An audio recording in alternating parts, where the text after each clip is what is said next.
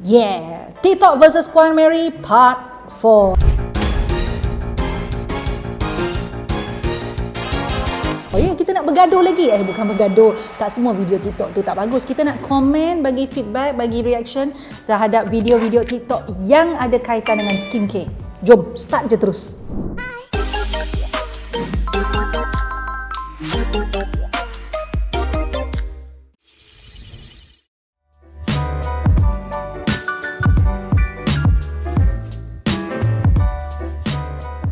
Okey, sebelum saya pergi komen kepada video yang dibekalkan kepada saya nak ucapkan terima kasih kepada banyak reaksi yang baik saya dapat daripada penonton segmen Puan Mary vs TikTok ini. Thank you so much. But I need your help.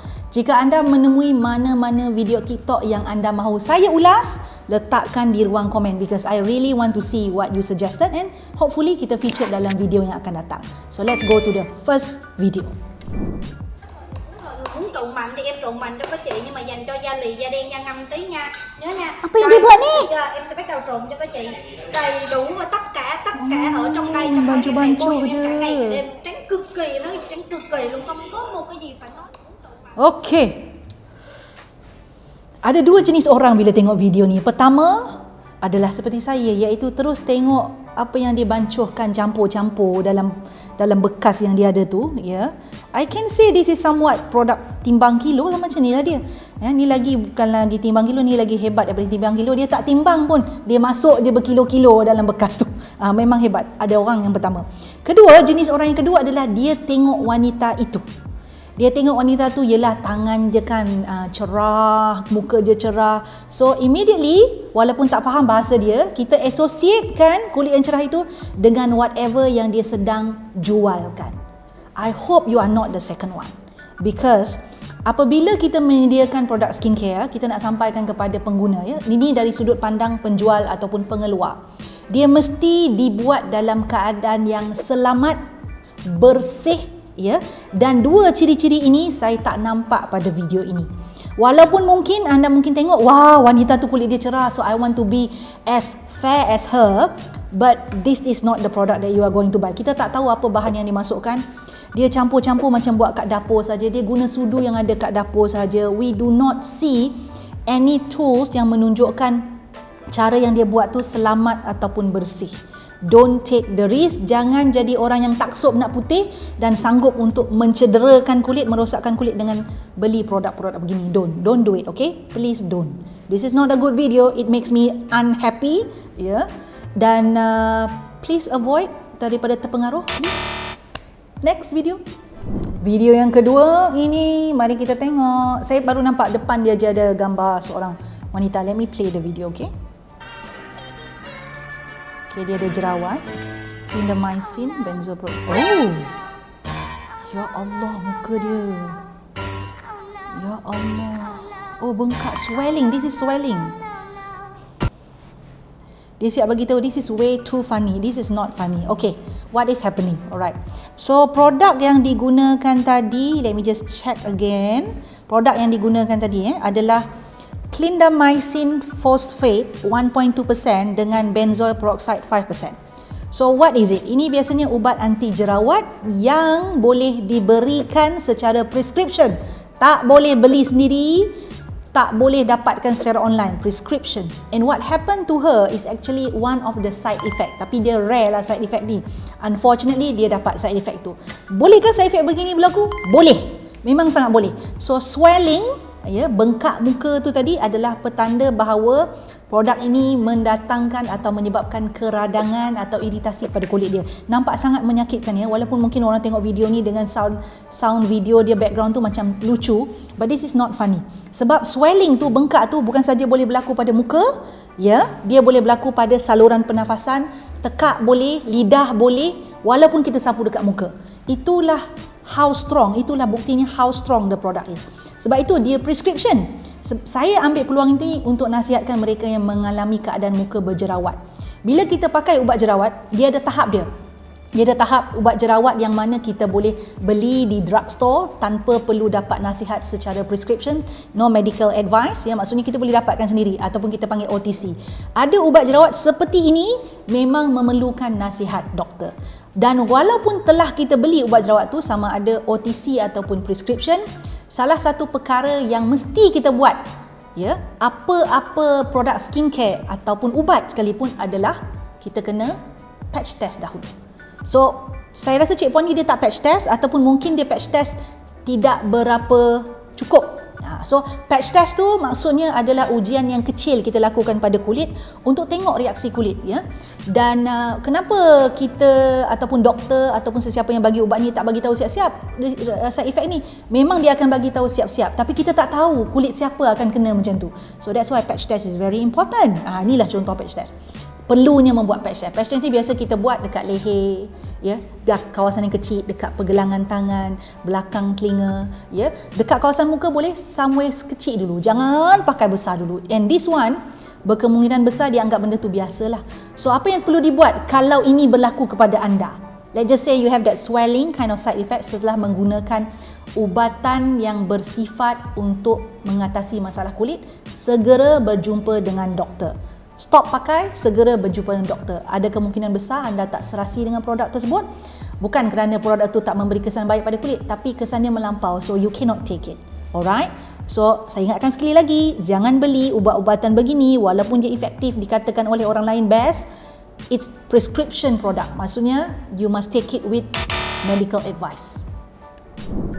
Video ketiga, saya nampak hidung.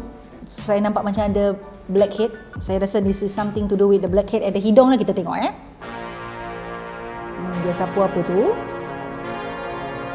Letak tisu. Okay, DIY nose strip. Wipe it down. Ya, ni ramai orang suka ni, tarik. Tengok benda lah tu terkeluar kan. Wipe it down. Wipe it down. Wipe. Puas hatilah kononnya. Terima kasihlah TikTok mengembalikan zaman-zaman remaja. Saya pun dulu buat juga benda macam ni. This is nose strip lah. Nose strip ni ada dua jenis lah, ya. Satu tu yang kita dah boleh beli dekat drugstore tu. Ya, masih dijual sampai sekarang. Satu lagi yang orang buat sendirilah, DIY nose strip macam ni yang contohnya. So contoh nose strip begini ni tak berapa nak bagus sebab dia menggunakan gam, pelekat. Yalah, pelekat yang biasa, gam uhu ke, gam apa ke, gam cair, gam gajah ke. Takut, ya. Itu yang tak bagusnya sebab gam tu tidak diciptakan untuk kulit. So dia membahayakan kulit lah. Tapi ya biasalah, manusia ni dia memang macam tu lah, dia nak cuba juga. So, saya nak cerita baik dan tak baiknya nose strip. Baiknya nose strip, ada baiknya nose stripnya. Ada baik dia. Baiknya nose strip ni memang betul, macam kita nampak tadi, dia berupaya menanggalkan permukaan sumbatan-sumbatan yang ada pada kawasan hidung kita. Dan namanya nose strip kan. Memang betul dia boleh tanggalkan. Tetapi itu bukan penyelesaian muktamad. Maka itu membawa kita kepada keburukan dia. Keburukan dia boleh mencederakan kulit. Sebabnya pelekat itu, ya, kalaupun yang kita beli siap ataupun yang DIY ni, dia kalau kita tarik, dia memang tarik sekali kulit kita. Jadi dia boleh menyebabkan kecederaan pada skin barrier. Itu tak bagus dia. Kalau buat dengan kerap, dia lagi tak bagus. Sebenarnya dia akan menyebabkan liang pori-pori itu ditarik, diregang. It stretch. So instead of you getting clean pore, dan konon-kononnya rasa macam bersih lah, dah di sumbatan tu dah dikeluarkan kan, sumbatan tu. Tapi sebenarnya kulit tu akan jadi rosak. So dia akan lagi besar, lagi mudah sumbatan boleh menyumbat sebab dah ada lompong ruang pori-pori yang besar. So that's the not good. Saya terus terang sendiri bagi tahu ni, sekali-sekala buat boleh. Sebulan sekali ke, alah geram tengok kan tak hilang-hilang, buat. Tetapi selepas itu mesti diikuti dengan produk-produk yang bersifat melembapkan, ya, to soothe the skin, sebab proses itu walaupun kita rasa tak sakit tapi sebenarnya menyakiti kulit. Kulit tu dia tak terjerit-jerit cakap sakit. Itu je.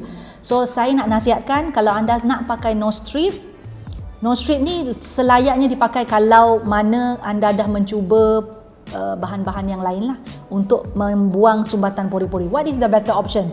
Use toner with BHA, salicylic acid. Salicylic acid boleh meresap masuk ke dalam pori-pori and dia boleh unclog the pore. Itu option lagi baik. Tapi kita tak akan nampak terus dia berlaku begitu. So kita kena buat seminggu 2 kali, 3 kali, maksimum 3 kali. Mungkin dalam tempoh 4 ke 6 minggu biasanya baru nampak clear pore tu. Dia mesti konsisten buat. Kalau macam ni nampaklah dia tanggal lagi pun kan. Dia macam psychological effect kan. Rasa tak macam apa yang saya rasa? Kalau tarik tu nampak dia tercabut tu, ya Allah puasnya hati. Gitulah. Dia ada psychological punya effect lah. Kita tengok kita rasa satisfied gitu. Ya, tapi sebenarnya dia ada banyak keburukan. So, nak kata saya larang, saya sendiri pernah buat juga. Tapi dia kena dibuat dengan teknik yang betul. Jangan pakai glue macam ni. Tolong pergi je beli yang daripada drugstore, tapi jangan buat dengan kerap. I think 1 month once or twice cukup. Selain daripada itu, gunalah bahan yang boleh unclog your pore, iaitu salicylic acid ataupun BHA. Alright? Clear Do not immediately believe what you see in TikTok, especially berkaitan dengan skincare, tip-tip yang pelik-pelik ni. Kalau nak verify, boleh tanya Puan Mary, boleh tanya Glowy.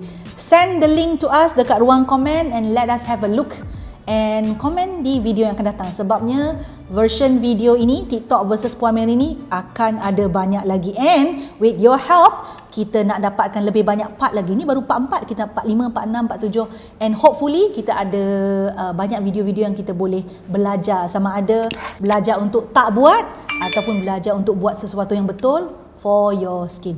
Bye. Suka video yang saya selalu kongsikan?